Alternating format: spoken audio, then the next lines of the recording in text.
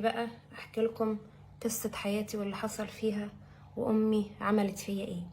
امي وانا صغيرة لما كنت اروح المدرسة كده في ابتدائي اقول لها يا ماما عايزه اخرج مع اصحابي لوحدي كده واعيش حياتي.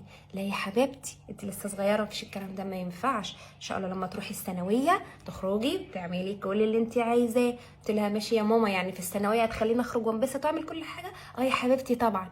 جت الثانويه، ها يا ماما فاكره لما كلمتك وقلت لي الثانويه وهتخرجي وتعملي؟ لا لا لا لا بقى، خدي عندك ده في الجامعه. الجامعه دي مرحله احسن بكتير، تخرجي براحتك تتفسحي براحتك، تعليم اسهل بكتير. وياه عشمتني عشم بقى، انبسطت قوي، بقيت انام واحلم الجامعه هتيجي امتى. جت الجامعه ودخلت الجامعه، ها يا ماما اخرج بقى مع اصحابي، ما احنا اتفقنا زمان في الثانويه، فاكره ولا نسيتي؟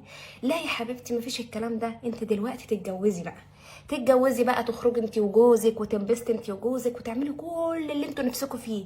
خلتني يا ده انا هروح اتجوز بكره، شوف كده عريس واتجوز بكره واجري اتجوز. المهم اتجوزت، تمام، يلا بقى يلا ماما قالت لي لما اتجوز ان احنا هنخرج وننبسط. لا لا لا لا يا بت، هاتيلك حته عيل عشان تجيب لك عيل كده، هو انت لسه صغننه كده وجميله، والواد يبقى قدك ولا البت تبقى قدك وتبقى حاجه جميله. اقنعتني برضه وصدقتها تاني. المهم خلفت، وزي ما قلت لكم بقى زمان، قلت لها يا ماما يعني انا لو خلفت وكده انت قلت لي جواز، فاكره؟ قالت لي لا خلفي بقى اهو. خلفت